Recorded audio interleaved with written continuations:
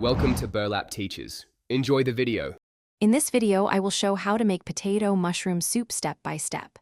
Start by gathering 3 large potatoes, 8 Oz mushrooms, 1 onion, 2 cloves garlic, 4 cups vegetable broth, 1 cup milk, and salt and pepper. Chop vegetables into bite-sized pieces. Sauté onion and garlic until soft, then add mushrooms and lightly brown them. Add potatoes and broth, simmer until tender, then mash some potatoes for body. Peel and dice potatoes into 1-inch cubes to ensure even cooking. Clean and slice mushrooms thinly to maximize flavor release. Use medium heat to sauté aromatics, about 5 minutes until translucent. Add potatoes and 4 cups broth. Bring to a gentle simmer for 15-20 minutes until potatoes are soft. For a creamier texture, use an immersion blender and pulse until desired consistency.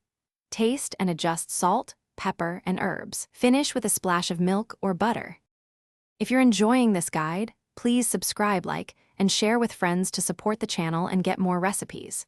Quick recommendation: I love the Oala water bottle for staying hydrated while cooking. It keeps drinks cold, seals well, and fits most cup holders so you can sip between stirs. It's perfect when you're simmering soup and tasting frequently. Check the description for the link and other deals. Now let's get back to the video.